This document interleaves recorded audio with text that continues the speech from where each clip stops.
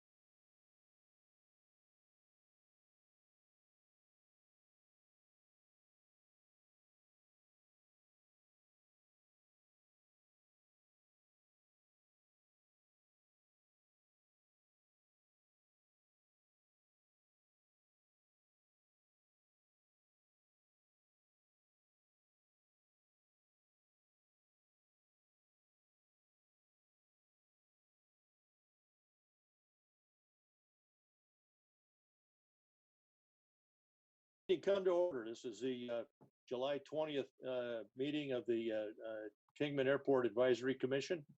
You want to call the roll? Paul Hayes. Is Janie here? I'm talking. I'm not hearing very much. How do I turn the volume up? Janie, can you speak up so they can hear you better? Cole Hayes. Here. Dave Amspoker. Present. Scott Brackett. Here. Bill Burrows. I know he's absent. Mike Finnegan. No Mike. Tim Gerlich. Here. John Stutzman. And we have a quorum. All right. Have a pledge of allegiance. The flag must be somewhere. It used to be. Uh-oh. There we are. All right. Pledge allegiance to the flag, United States of America, to the republic for which it stands, one nation, under God, indivisible, with liberty and justice for all. Okay.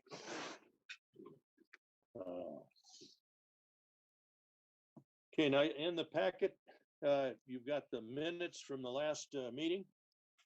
There's quite a bit there, and one thing that came with that was not just within it's folded within or packaged with it, but it was the mission statement and goals that we approved at the last meeting, and so that's something I'd like everybody to put in the front part of your envelope or your folder or whatever you have for your meeting, because that's not something we're going to just put in the back and forget. It's something we need to pay attention to and remind ourselves we're following the rules at all times. Other than that, everything is the minutes themselves. Do I have any corrections or additions to the minutes?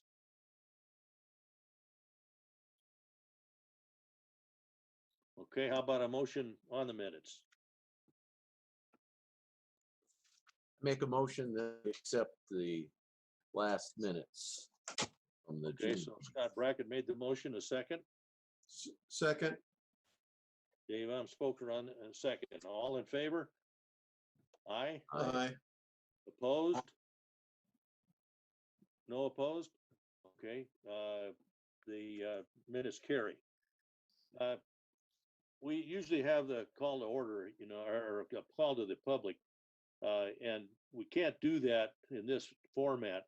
However, we're taking written comments that come to the office by any method, and every one of us as commissioners should get a copy of that. If they don't have it already, there may be something else that comes in this afternoon, and that will be looked at, and anything that we haven't already covered in our meeting today, we'll make sure it's on the agenda for next week or next month, where we can address those issues. We did get one letter. I think you all have it. That's the only one I know of. So we'll handle that when we can. All right, and the reports, business park staff reports. Commissioner Hayes, it's Gary Kellogg. I will do that for Bennett Bradley. Bennett had an emergency medical today. I'm happy to say it's not COVID related, but he did need to see a doctor, and so I will be standing in for Bennett. So, first thing I'd like to do is update you on the MCC Manufacturing Training Center. The community college updated this week with discussions over the last week have mainly looked at adding some truck driving school, etc., to justify the facility. But they've also been in negotiations with some of the buildings that are available out here through the lease program. So that continues to be there. And this actually goes along with our strategy and the economic development plan to grow the talent pipeline. So we'll certainly keep you posted as it progresses on there, but it's been steadily moving forward. Over the last a month or so, we have entertained a number of clients. In fact, as I related one day, Chairman Hayes, we had 3 clients come in here simultaneously, fly in, and we split the team up to cover all of them. We submitted an additional 3 projects this last week to the Arizona Commerce Authority, and so just to let you all know, we respond to every one of what they call a PIP. And that is, we make sure that we provide all the information if we have land available, rail, etc. So if nothing else, to try to make sure that we at least get in the playing field, even some of those where it's questionable our distance from, say, a major metropolitan airport or whatever.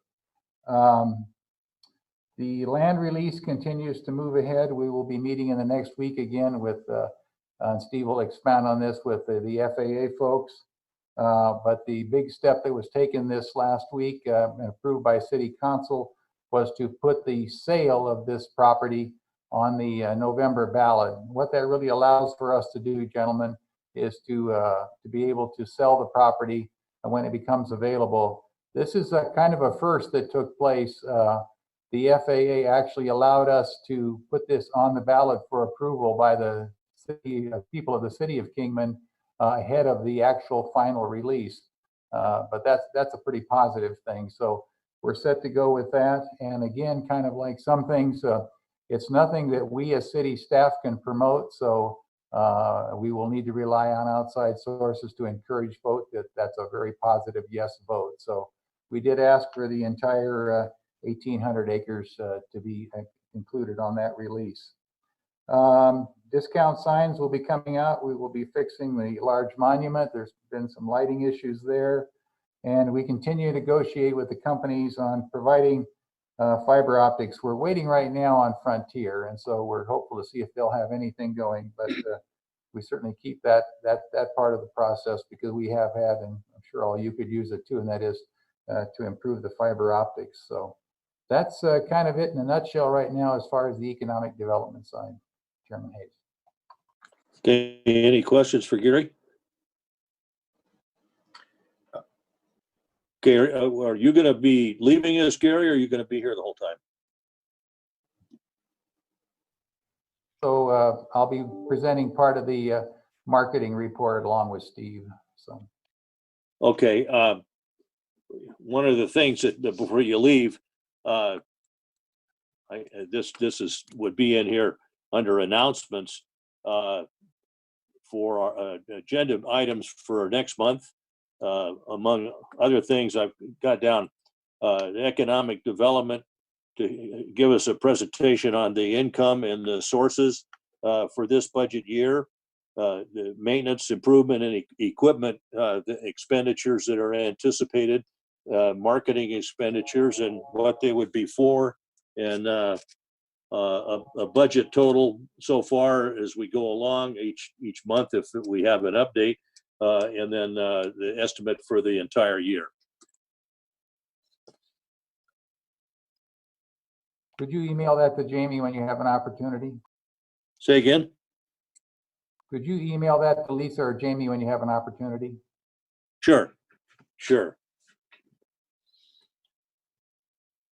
Okay, so we'll move on. Carl, excuse me, I'm sorry. I kind of missed the gap the previous time, but could I get just very quick clarification on the public comments? Because we were all distributed that letter or the email earlier, and I'm not sure I understood what the follow-on up to it is. Oh, anything that we is any commissioner needs to put on the agenda for next month, we want to do that, and this would be the impetus to do that. I think an awful lot of what he discussed will be covered in the reports that we're going to get from Steve. So there, and it's a matter of just looking through those points. Any points that aren't covered, we'll put it on the agenda. Okay, because I was just looking at it from a point of view of if we were taking actual live public comment, does it go on the record for this meeting as it is, or what happens with that? My understanding is it's kind of like the comments. We have to do something if we're going to be responsive. May I make a comment to that? What was that? This is Janie. I said, may I make a comment to that? Tim, to answer your question, as you all know, that all of the commissioners received a copy of a letter or a memo from Paul Gaines that he wanted our Councilman Lingenfelter to read at this meeting during the call to public. Yes. Since he is not here, the only thing that we can do is take these items that he has listed in his memo and list them on next month's agenda for further discussion and or possible action. Okay. It's just like the comments, Tim. We can't you can't really go through them right now anyway, like it was an oral comment at a regular meeting. So we want to make sure we cover all the bases with what we talked about as an agenda item next month. Okay, I just know that if I was somebody that wanted to say something and submitted it, I understand that we've all read it, but it probably should be included in the record, and I'm not sure I understand it or not, but. Okay. Mr. Gerlach?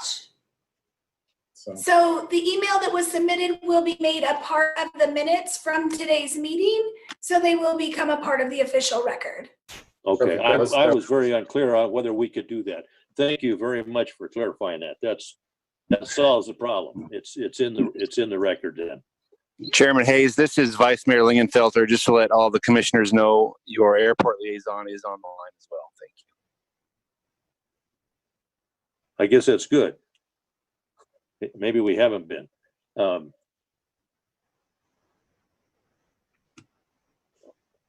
Okay, The next item is a terminal grounds update. I have one item on there. As you know, last month we approved looking further on making a sign on the air side.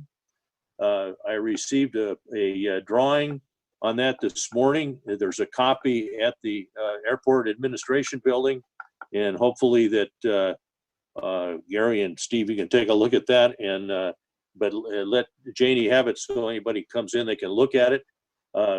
Where it was left, the key thing is colors, because the plan is to powder coat it so it'll last a lot longer than paint. And we can specify some particular color and get it matched to that. Or if we want chocolate brown and it's real close to what's downtown, it's 5 miles away, nobody would be able to compare the two exactly. And I would like ideas on what you think we should do. The plans for the sign are specific on paint, but I believe the columns, for instance, are black that support it downtown. But we have a white awning and white columns real close to this. So do we want black, or do we want white, or do we want something totally different? So take a look at that and see what you think would look right on colors, and we'll see if we can get a consensus on that. And colors are different prices, so I don't have a price yet. But the rest of it should be either we need to make changes or it's okay. Carl, if I may, could I do the airport report?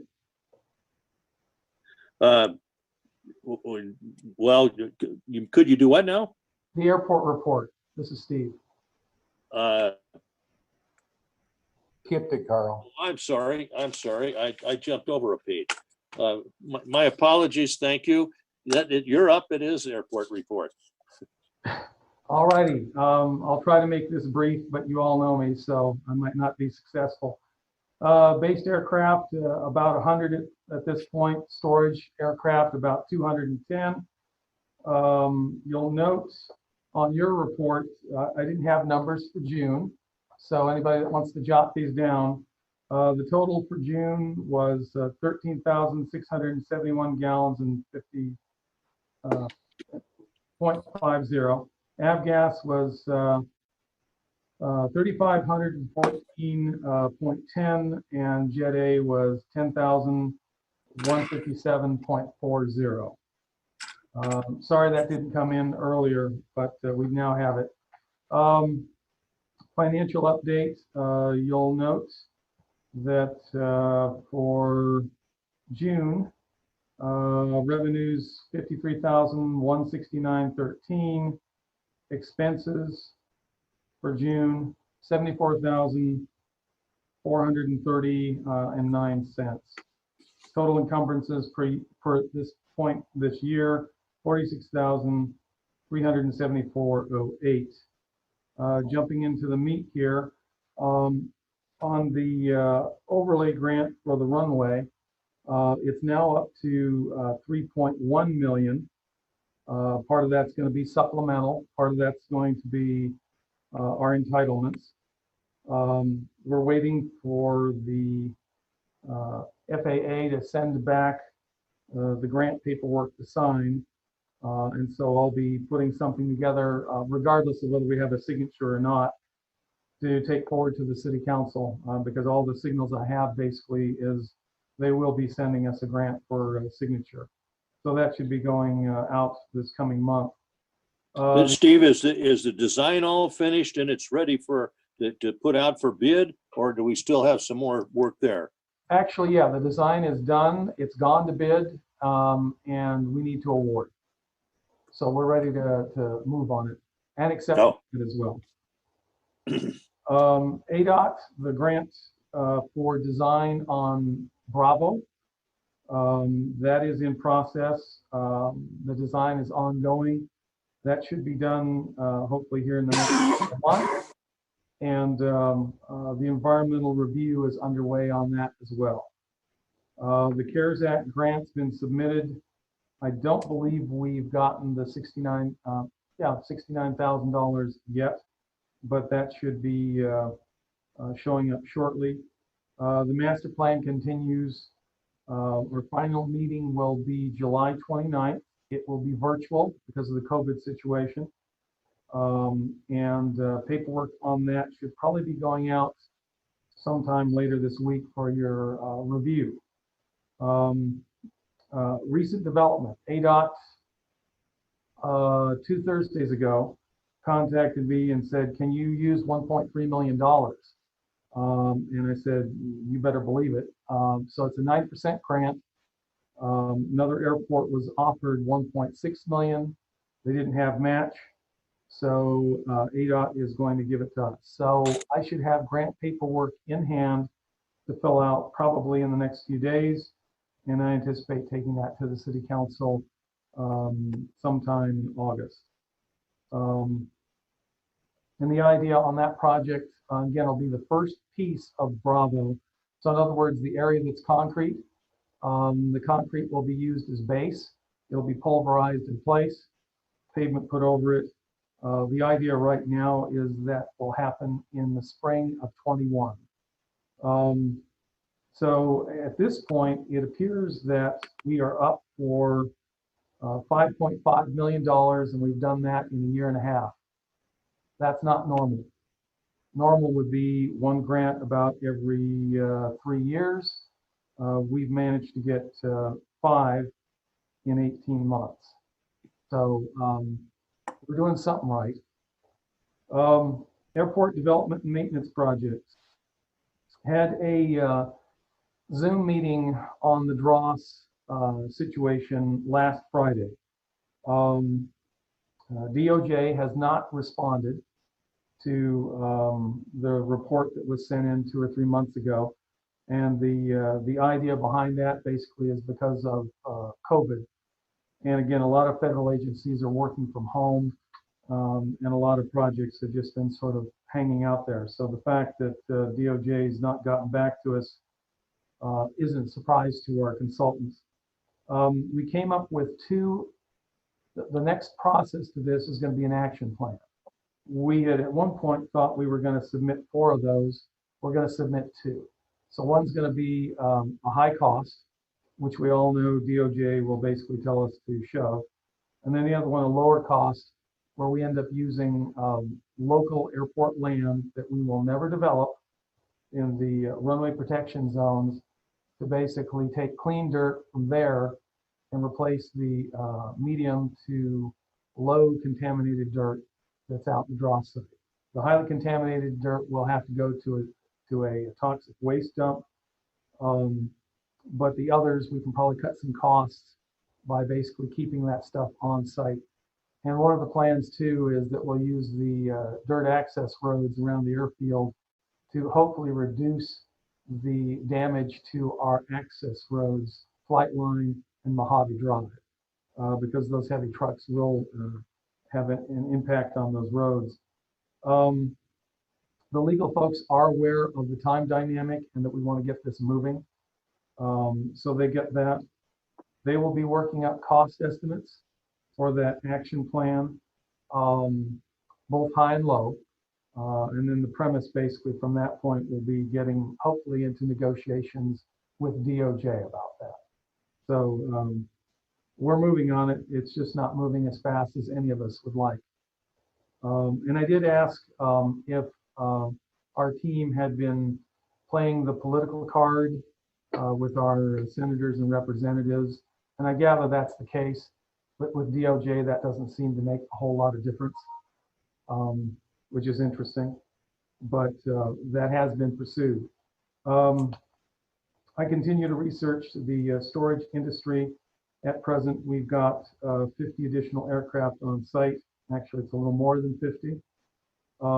We have other firms contacting us for very short-term leases to dismantle some of the airplanes on site, which again is a good thing in the short term, a temporary dynamic, because basically what that means is, again, on a temporary basis, we can get other aircraft in. A lot of airports are gouging the holy heck out of these folks that own the aircraft. They're starting to move them from, the last I heard was a bunch of airplanes from Tucson over to Victorville because they were getting gouged. Again, I don't believe that's going to be an issue for us because we have some of the lowest rates around.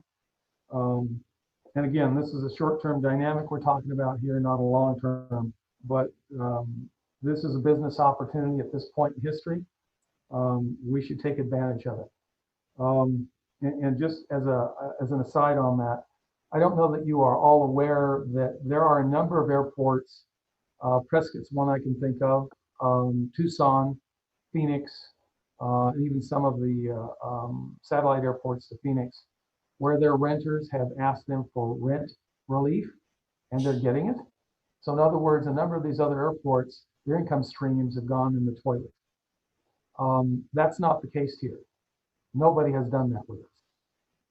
So we're actually in a very good position right now, temporarily, to make some money out of a pretty horrid situation that's going on nationally, actually internationally.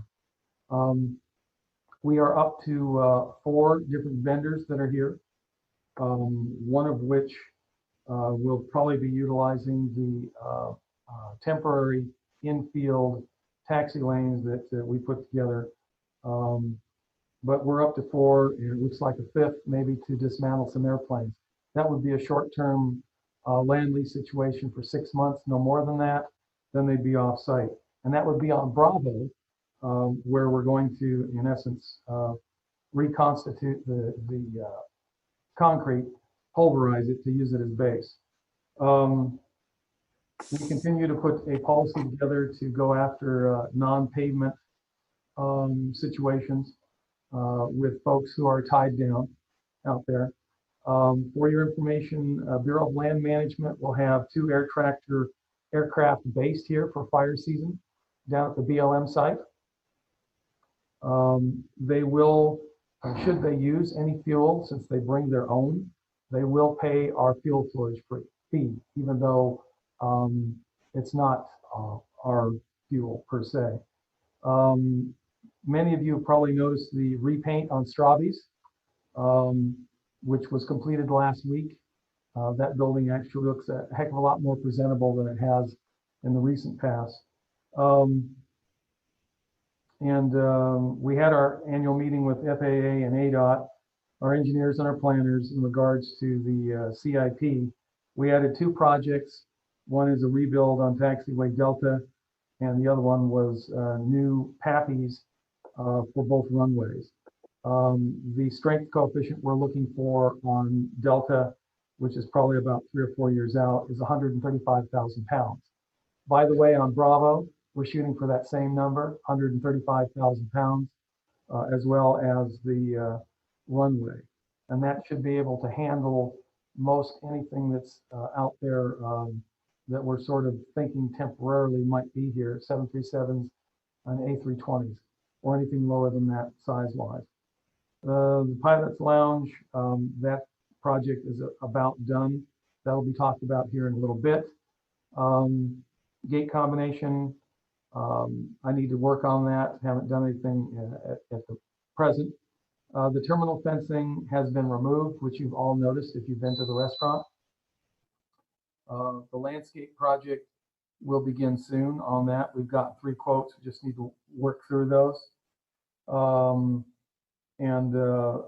Again, some of our storage folks, Frontiera, they've taken out 5 CRJs to create into freighters. Those are gone. We have 4 in storage. Probably within the next year, maybe a year and a half, those 4 other airplanes will disappear flying south. Airflight now has 5 Metroliners stored. They're talking about an additional 2 in July. And again, the issue there is pilot shortage. They can't find people to fly those aircraft. And again, we've been continuing to mow hundreds of acres. The tumbleweeds, we have those gone for the most part.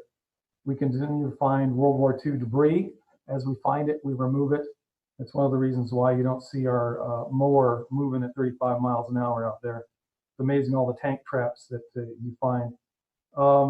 The FAA 1,800 acre land release, looks like FAA wants to schedule a phone meeting for the next phase of this, the second or third week of August.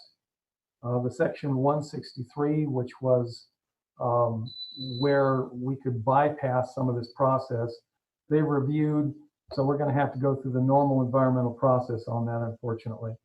The scope of services agreement is under review by FAA, so we're waiting for data back on that.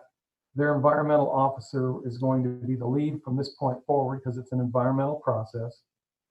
The authorizations for services agreement with Kaufman, I'll be reviewing that in the next couple of days, sending it to legal. And then, of course, once we get that signed, we'll be sending it off both to Kaufman and to FAA. The rates and fees study, that's ongoing. I'll be poking the consultant on that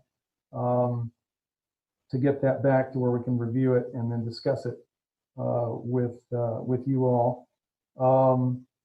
We've had probably 3 or 4 different outfits interested in a possible purchase of the FBO site. Nothing's come of that yet, but again, there continues to be interest, and we continue to talk to people in that regard. And again, I'd mentioned that we have 50 plus new airplanes on field. Just to give you an idea, those airplanes that are parked here, and bear with me here while I look through some paperwork. It's a sizable, actually, revenue enhancement for us on a temporary basis, which for whatever reason right now I'm not finding. I'll actually run those numbers for you at our next meeting. Oh, here we go. Okay, so for your information, the storage of aircraft right now, that's 40% of our that's 45% of our revenues. Again, it's a short-term growth dynamic for our airport because of COVID. And in fact, I believe it's 55 airplanes we have stored here at present. Per month, just on those 55, that's an additional $13,530. If they're here for a year, that'll be $162,360. So again, that's a good thing, temporary. This. I'm working with the Kingman Heritage Aviation Center for a temporary lease for storage of aircraft for a future air museum. The site right now is down by Mr. Gaines to the west, just adjacent. We increased security out on the air side of the airport about 2 months back. We did have 2 break-ins, and last time around, I didn't have an opportunity to speak to this. One was at Jim Blumenthal's on Flight Line, and they came through the gate, lifted the gate up off the hinges, and came in, stole some copper wire. It was a crime of opportunity, and some batteries from a couple of lift trucks. And then there was a similar dynamic at Straubby's, again on the Flight Line side, where they went into a storage shack and evidently didn't steal anything because I believe Mr. Hayes happened to be out on airport, saw them, they saw him, and they split. But again, these weren't well thought out crimes. This was just sort of crimes of opportunity, general stupidness. Since that time, there have been no issues. So clearly the increased security must be helping. I'm now documenting tracking heavy aircraft when they come in. That's something FAA is going to require for us to justify the strength increases for our taxiways and runway. Not the runway so much, but the taxiways. So we're in the process of doing that. The website, I'll be meeting with Tim, the subcommittee, on regards to that. I gather there's some minor things we need to deal with on that. I'll be formulating, and we have one, but we haven't used it in a while, a maintenance board for the airport crew. I think you all know this. I meet with the guys every day. and basically assign them different tasks. We'll put a board together which will have a generic idea of what goes on, because they react the way I react, the way Gary reacts, the way Bennett reacts, the way the city manager reacts. A lot of times these things aren't going to happen exactly when we put them down. But again, for a record dynamic, we will put a board together with a general schedule we will attempt to adhere to. And then another item here, just so you have a sense of this. Again, my opinion, and that's just my opinion, there's a lot of indirect things we've been doing which tie back to marketing. And of course, one of the first things which you all know was building trust with you all that we can get things done. Competing for $5.5 million worth of grants. The next piece of that's going to be construction. The planning piece, which is the master plan, that'll be done here probably no later than September. But about that same time, we're going to start to see construction out there. So in other words, runway improvements to where we can actually take heavier aircraft than we can now. And eventually you're going to see some work out on Bravo as well, which means we're going to, even though the draw site issue is still sort of hanging out there, we're building a taxiway to that site. So in other words, we're actually getting some things finally done. And again, construction to the higher weights. One of the dynamics here is going to be the visibility of all of that. And indirectly, I think you all get this, because there was an opportunity because of COVID and the storage of airplanes. That was a quick roll adoption for now. That's not a long-term thing. That's a temporary thing. But we can make some money at this time based on that. And again, depending on where that goes, some of that storage might possibly lead to another operator coming here and building an MRO hangar. And based on that, maybe we can get some business jets that are based here, hangared here, and maybe maintained here. So there's a logic to some of this. Another thing I've been doing, which I think many of you understand, is building person-person relationships, at least with the storage companies for now. Maybe that'll lead into the MRO dynamic and trying to buck that up. In other words, get the word out that things have changed here. You all know it because you've been a part of it. But a lot of the rest of the people out there don't. They don't have any clue things have changed here. And then another dynamic, I just got wind last Friday of a firm that's national, that's in Seattle, and they do marketing of airports, and they also do large corporate hangars and deal with those clients. So I want to start following up with them to see if we can't get some folks to base down here. But again, just got wind of that Friday. And then I have a brief sort of overview memo that goes into a heck of a lot more detail than I just shared with you. If any of you want that, I can supply it at our next meeting, or I can pass it along individually, whichever you like. As far as hangars, occupancy, you'll note we have one hangar that's vacant at present. Tie downs, same old, same old. The wait list, pretty much the same. 2 for executive hangars, 8 for tie downs. Mentioned the 1,800-acre land release. And again, the fly-in, the EAA fly-in, again, I believe that's all sort of hanging out there based on COVID and all those developments. So that all being said, and again, I apologize for the fact that I'm a long-winded blowhard. Any questions? Yeah, Steve, this is Dave. I was over in the pilot's lounge yesterday, and I've noticed that we now have the map of the United States, and it's sitting on the table in the smaller of the 2 rooms. Do you have any idea when it's going to make it up to the wall? And then we'll have the string that will stretch throughout the nation from Kingman. I I've relayed to Lisa that we need to get that thing adhered to some foam core and just a frame around the outside of it, no glass. And I'm assuming that hopefully that'll be taken to a Hobby Lobby or a Michael's or something of that nature. So my guess is somewhere in the range of 2 to 3 weeks. So probably by the next meeting? That's the hope, yes. Okay. Do we have I don't think we probably have Wi-Fi in there yet, do we? That, I believe, might be a Gary question. I believe he's going to work on the Wi-Fi piece of it. Okay.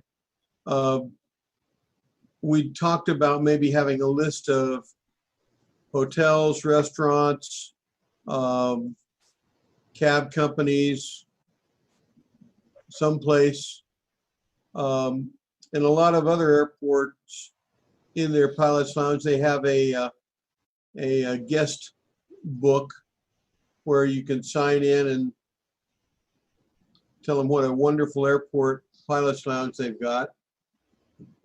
And hopefully when we get our pilot's lounge, we'll be able to put the same thing in there. Dave, we can get a bulletin board. That should be a no-brainer. And as far as the guest book, I don't think that's an issue either. A couple more detail items, but no, we can do that. We've had some pilots evidently, not a lot, but a few use it. We'll also work on getting a sign that gives a combination, which will not be the same combination as we have on all the gates, to basically get people in and out, and affix that sign to the door there. Okay, that'd be good. All those things, they probably sound pretty minor, but because they're kind of minor, it'd be nice if we could get them done quickly. That way we can start to rebuild the reputation of the Kingman Airport even sooner. I know you've been working really hard on getting money from outside sources, and that's great. But some little things that aren't expensive that could be done in a relatively short period of time can influence the pilots that are currently coming here. And word of mouth is always good advertising. I'm in total agreement, Dave. Thank you. I just wanted to make a quick update regarding the fly-in event.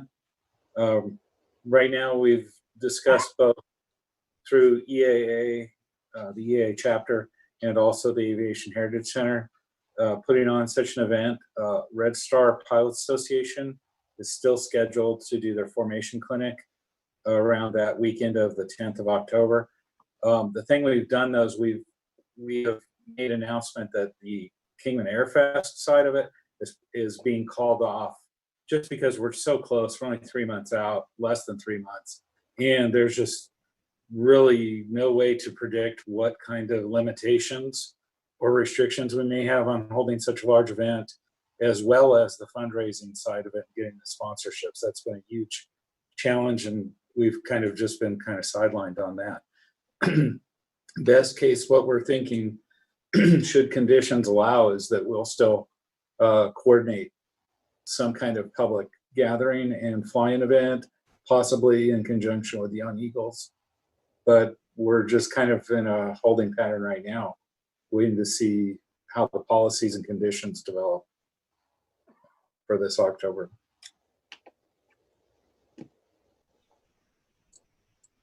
Any other questions or comments? Sounds like we're back to you, Carl.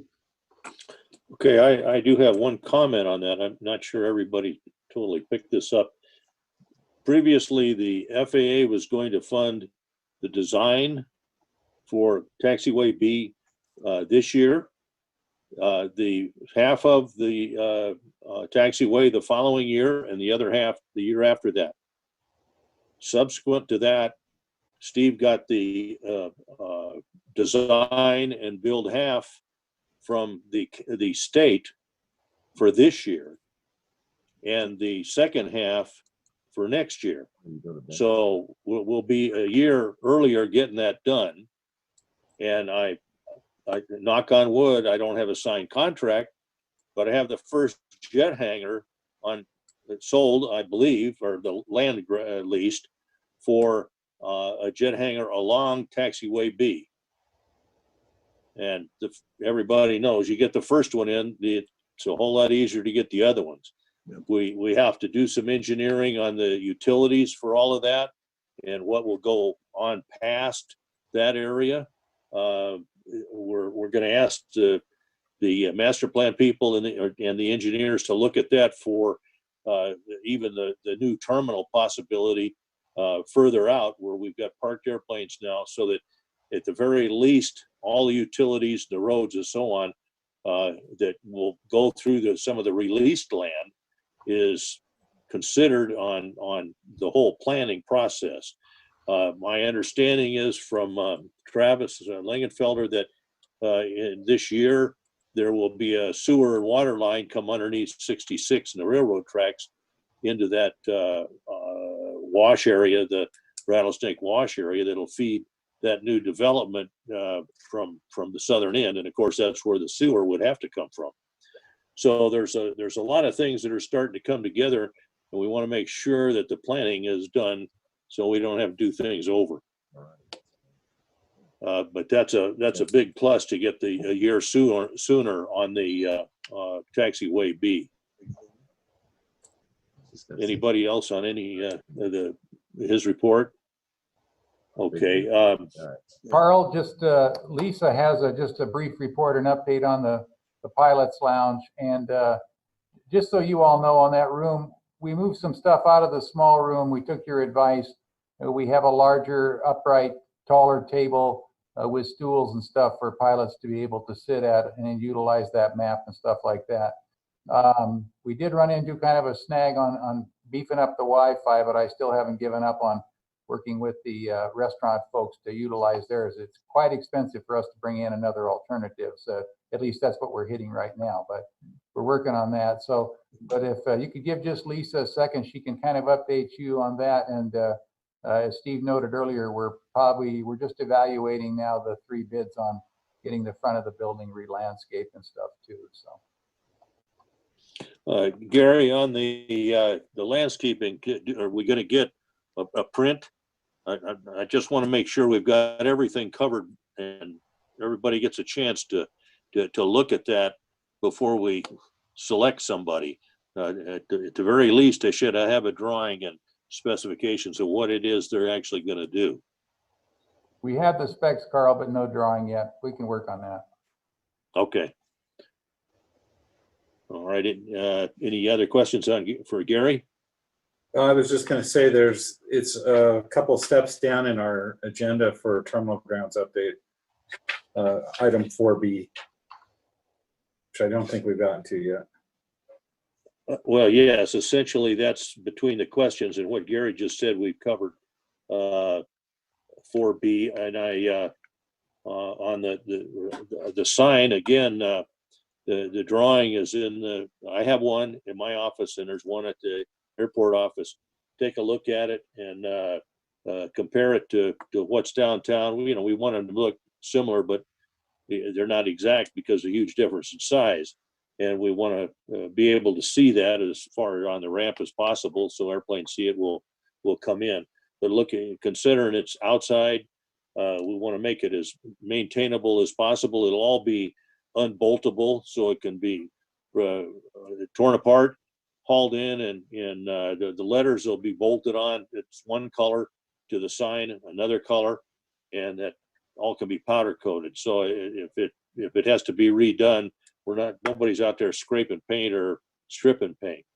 I don't know how many of you guys have done that, but I've done enough that I wouldn't want to wish that on the airport. We're kind of skipping over stuff we're still on finishing 3B, I think, and that's 4B.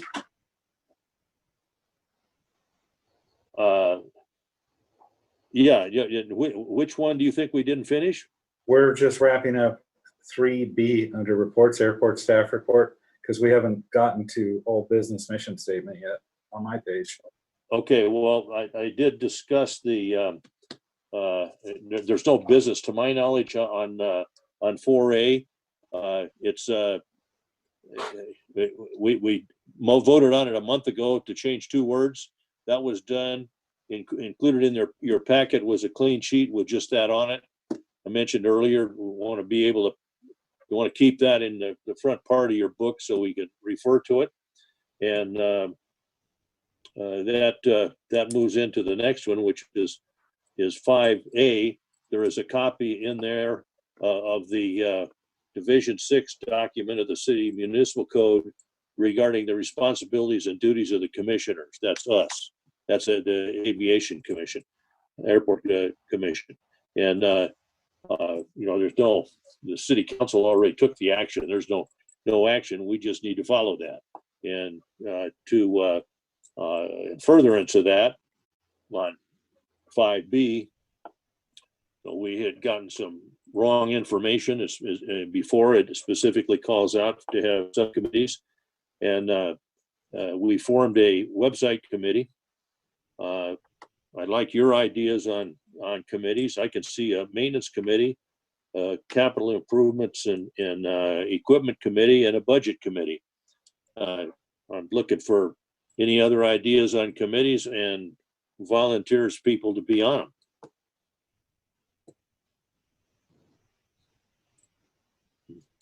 Don't everybody raise your hand at once.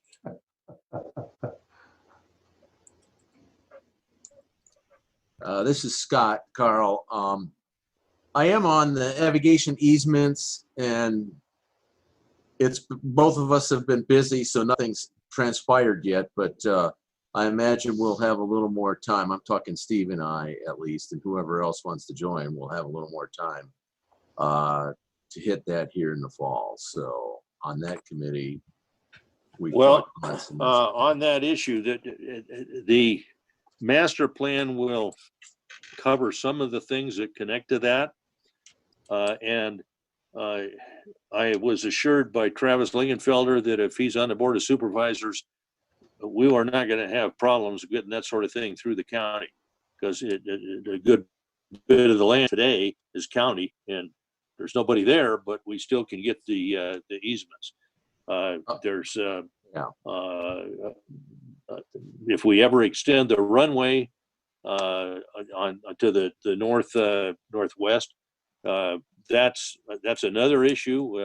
Not only land, but aviation easements. Oh no, we were taking that all into consideration. The easement we've had prior to the switchover from the airport authority to the city, we've had 6 meetings on this. That was all already taken into account. I'm going to have to look at the master plan with Steve, and we'll get to it. We'll get through more of the details, but that's already was taken into account on how we're going to lay it out. Okay, I'm going to add aviation subcommittee.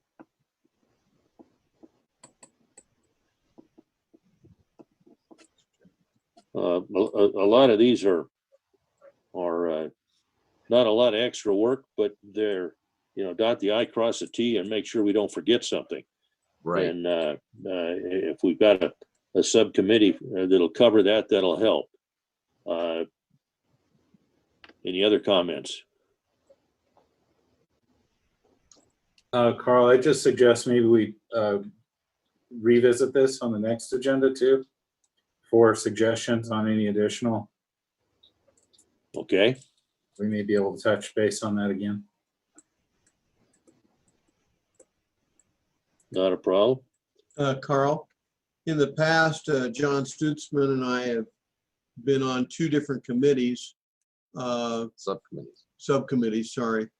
And one was for the rents comparison of where we stood in relationship to other airports. And the other one was with regards to additional shade ports.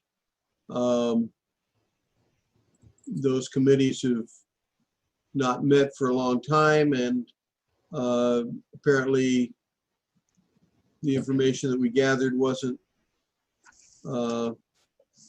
sufficient. Well, the capital improvements would be under that heading, or your project would be under that heading for the shade hangers. So that, and that was zeroed out for this year. COVID certainly created a problem too. But the issue on the hanger rents, I want to go back to Steve on that, because my understanding is that you've got a report coming, or very about done on the consultant that did that evaluation. That's correct. Okay, it sounds like a good idea to merge the data and see how it all falls out. It may fall in line, it may not, but that would be the use of it. Would that be okay for next month? Next one. Are you asking me or Steve? Steve. Fine with me. Yeah, well, it comes down to, so I take it, Dave, you're going to be on the capital improvements subcommittee. So I'll be working with you. And Charles as well, if I remember right. Say that again. Bill Burrows, I recall. Yeah, Bill Burrows was he was the chairman of that committee. Okay. So I will get on the consultant and see if we can't get that report so we can, I'll take a look at it, meet. Okay, and on the rent review, is that the same consultant? Actually, I was thinking of the rent review, yes. Oh, okay. Bill Burrows was not on that committee. It was John Stutzman and myself. Gotcha. Maybe we need a Ways and Means committee too. Yeah. Or a subcommittee. Okay. If anybody has any more ideas, next month is great. Let me know. Give me a call. We'll talk about it. See if we can't come up with a plan that looks like a good one. Okay. Airport marketing plan, is that the one you want to talk about, Gary? Yeah, again, I'm sitting in for Bennett, and Lisa helps on this. Just to let you all know too, while Steve had been busy, we sort of picked up the stuff as far as the working with the aviation marketing group and the website and the brochure and stuff. But Steve and I have been working on it to where he will be moving into some of these duties now, certainly on the marketing side. So we'll be transitioning some of that stuff there. But just to bring you up to speed on that, the website's been live. Both Bennett and Lisa have enjoyed certainly working with Tim on that, and I think we've got a really good website.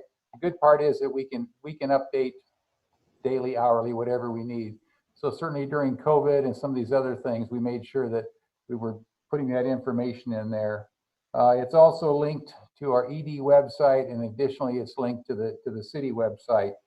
The flyer's complete. I don't know if Steve has sent those out to you or not. We have those, and so we can use those or mail outs or handouts, whatever we need there.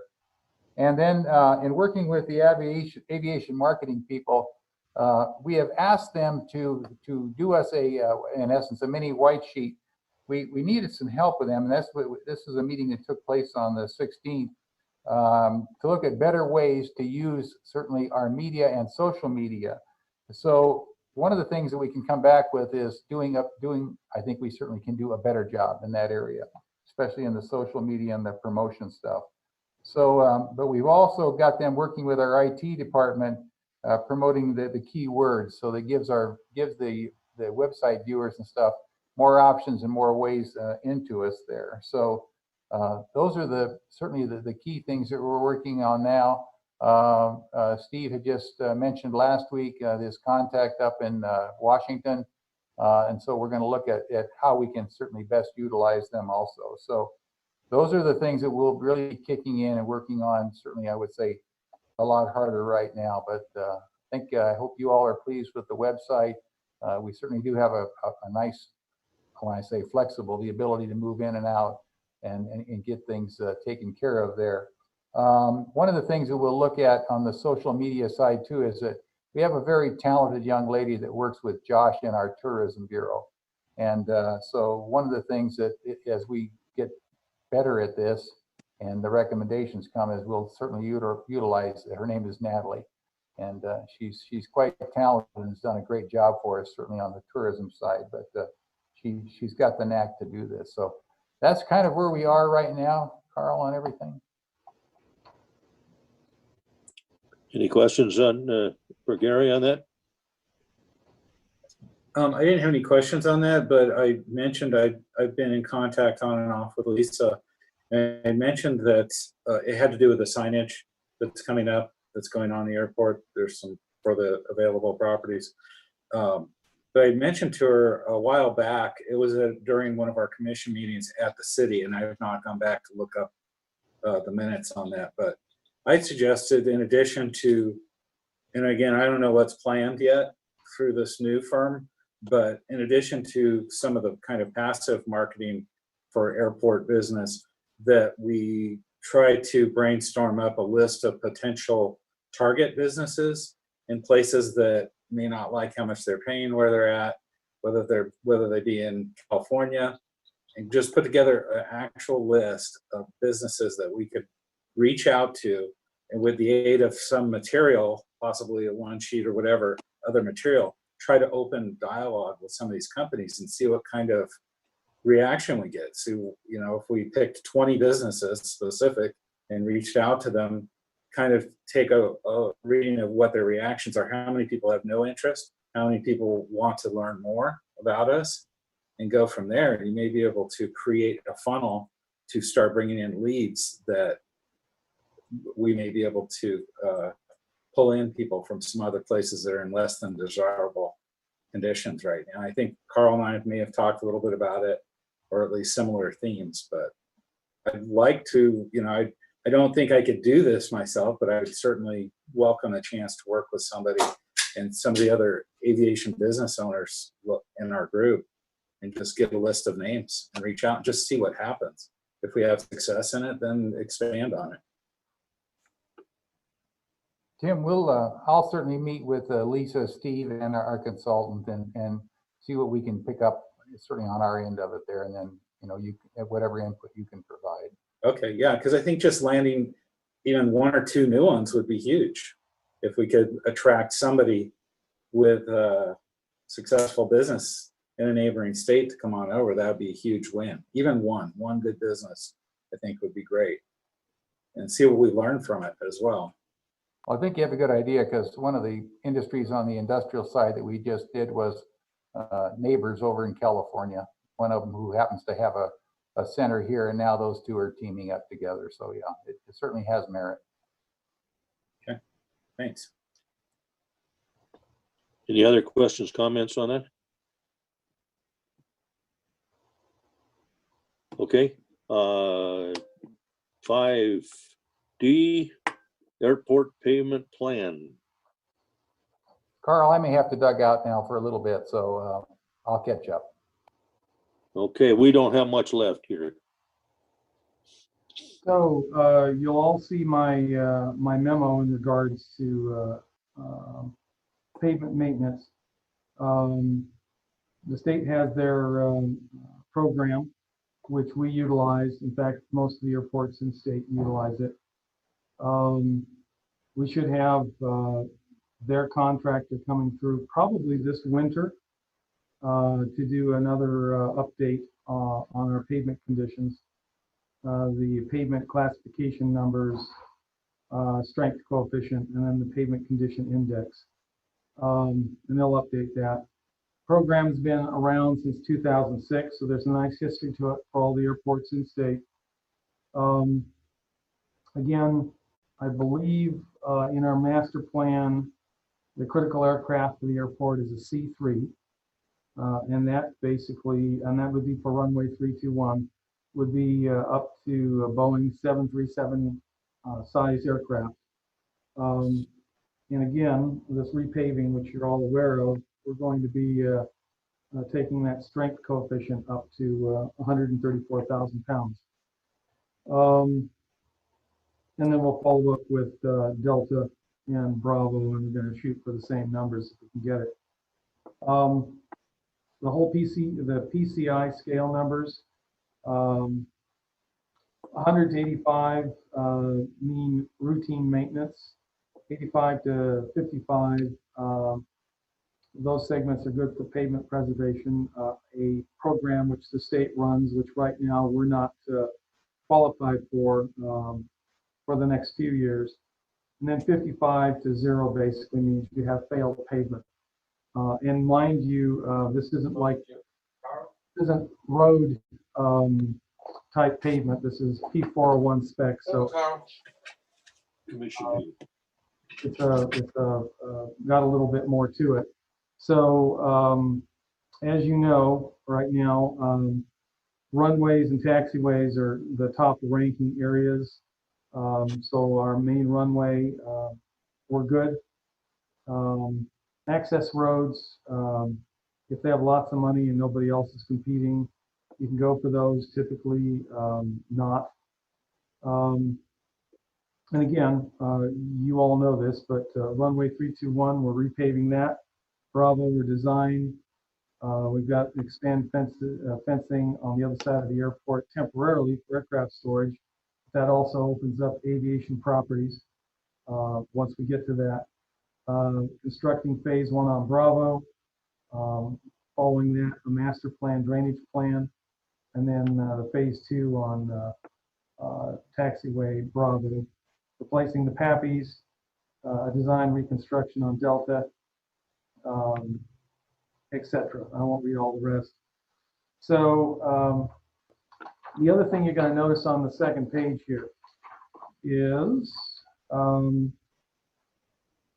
fact that our short-term maintenance the last few years has tied back to the Airfest, and that's been to basically fill some of those cracked fissures where you could break your ankle. And we've done that on a couple different segments. Doesn't mean we couldn't do it on another segment. Typically, those repairs will last, if you're lucky, 3 to 4 years.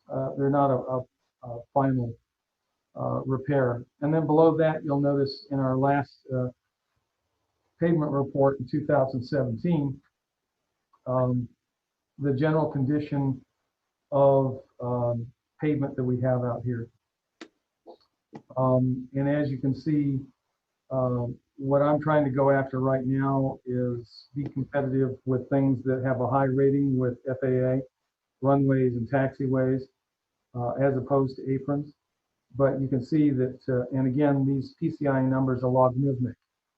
So that being the case, when they go rapidly. You can see our transit apron that's from the fuel site all the way down to Straubbe's is at 66. The old apron southwest of the D hangars, of course, that's trashed, it's 30. The concrete apron, although you can probably detonate an atomic device on it, it won't go anywhere.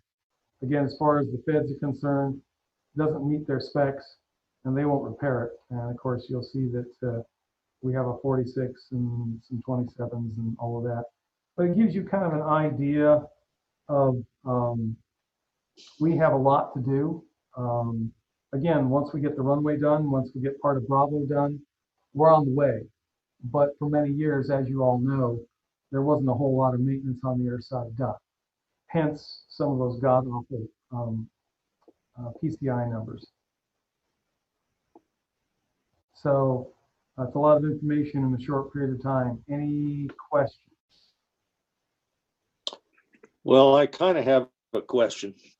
I talked to an engineer today from Florida, and I said, are they building freeways down there with asphalt or concrete? And he said, only concrete. There's so much sun in Florida, it just dries them out and the asphalt goes to hell in a hurry. I'm sure this will be a great surprise to Scott. It just seems like concrete is such a better idea. We need to get some alternate bids on at least smaller projects that would break up much quicker and see if there's a way to do this. Yeah, FAA, as far as this kind of airport, they won't go for concrete. And again, I think Phoenix had issues with it. I think they've gotten past that. There's some concrete mix issues in this state based on, and I can't remember if it's the soil that they use or what, where they had some major issues down. In fact, Phoenix, they'll be rebuilding concrete ramps for the airline industry for quite a long time because of that. But typically an airport like this, concrete, they won't even consider it.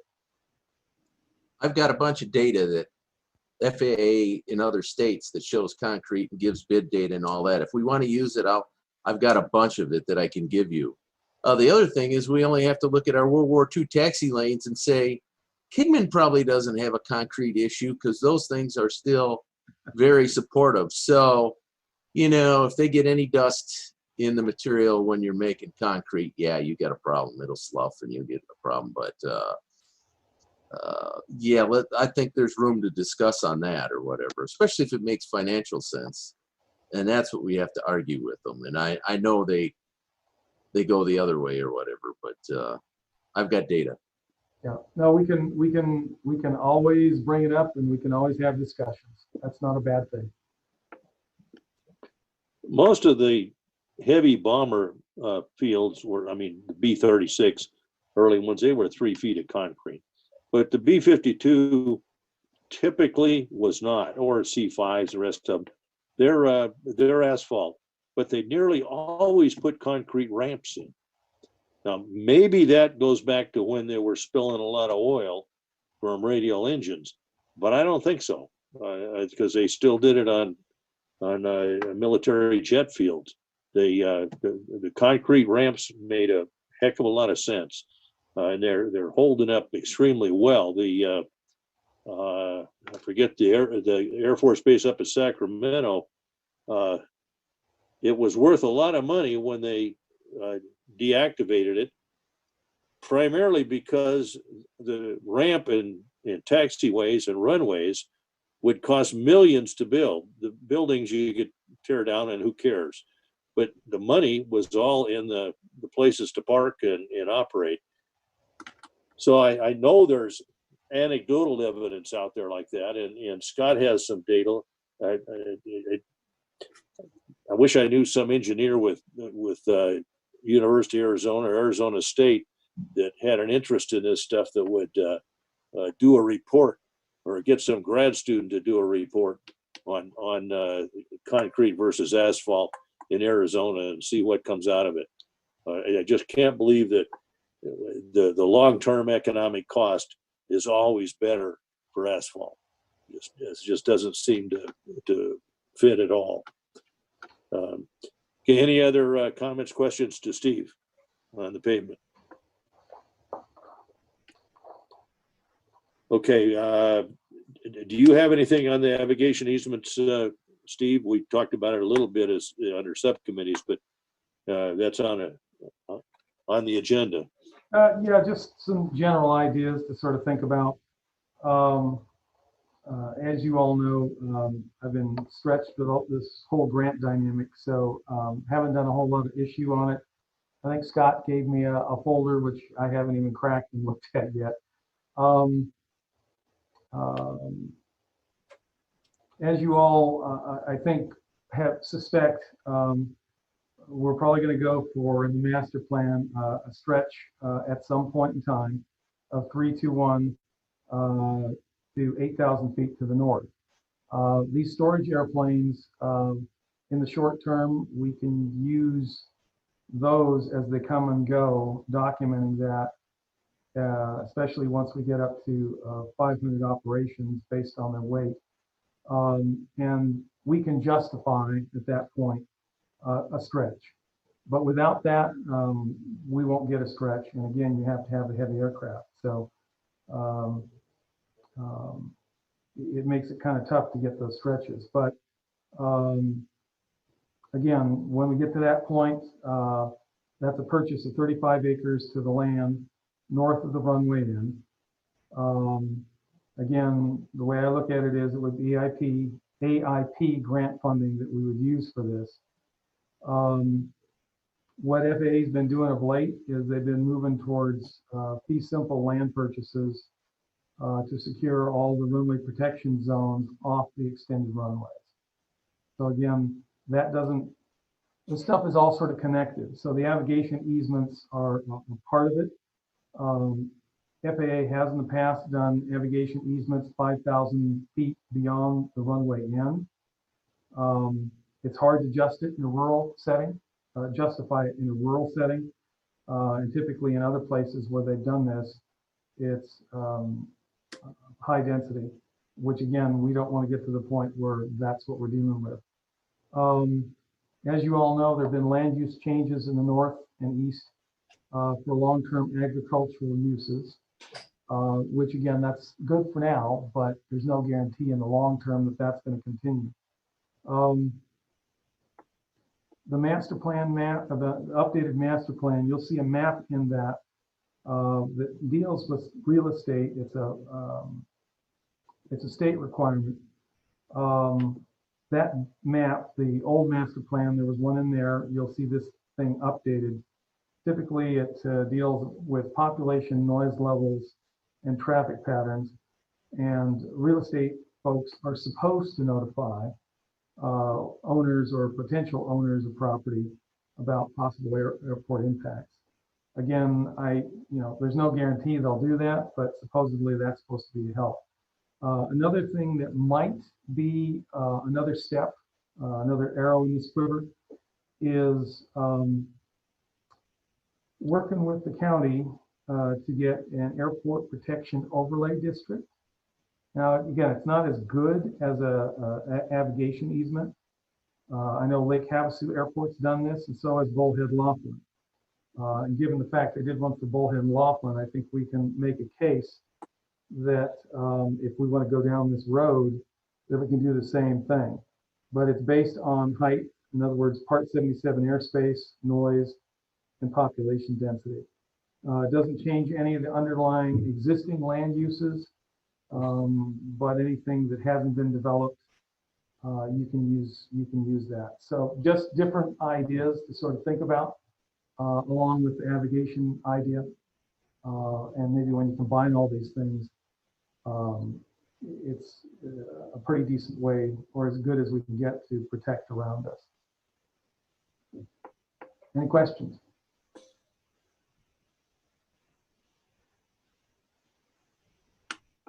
None. Only comment I'd like to make is I work quite a few hours a week with Steve on a lot of this stuff. And what amazes me is when you just think you got a handle on things, well, what about drainage in that area? Well, where's all the utilities going to go?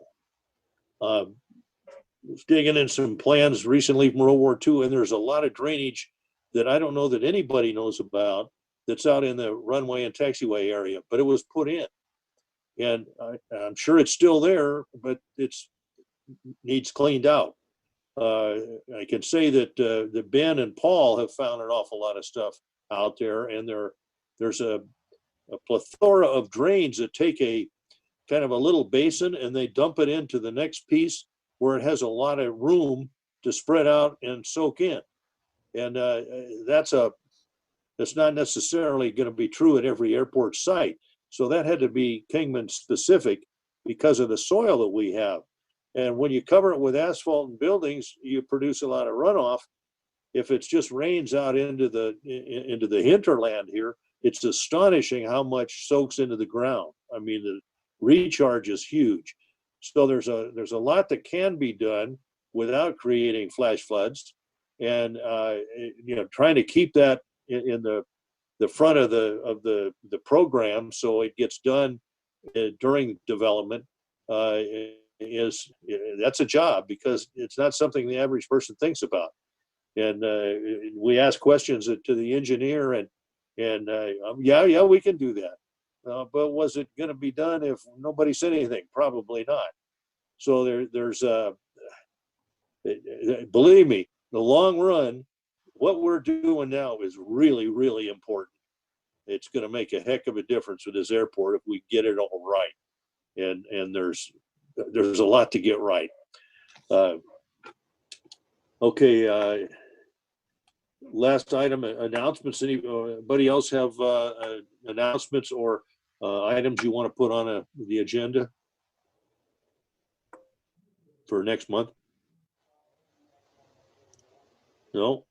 Okay, so I gave the ones earlier. I'll get copies of that to Gary and Steve, and we'll have a little bit more of detail and really spend a little time with the subcommittee ideas, because if we're going to have any input, what I discussed with Steve is we need to come in like on the budget committee before the city managers of people begin to put together a budget.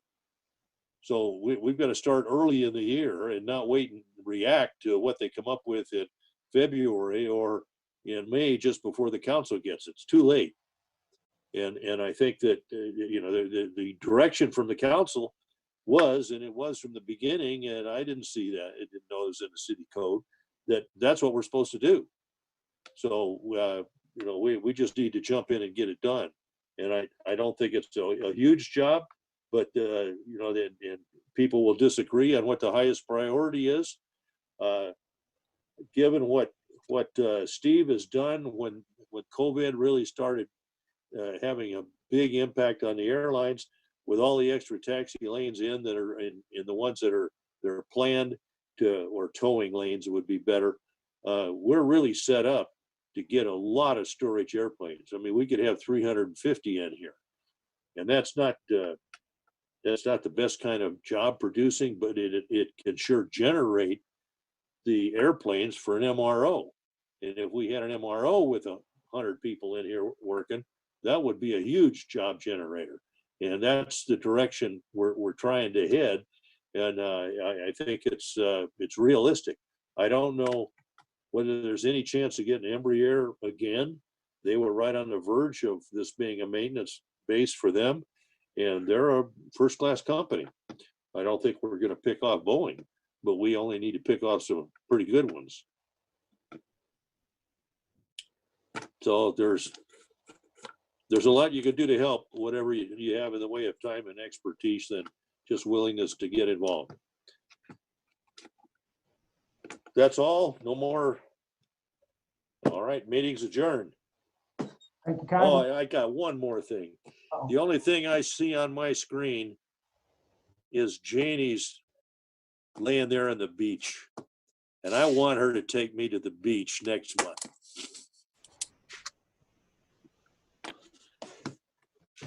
She may have left already. If you're All talking, right.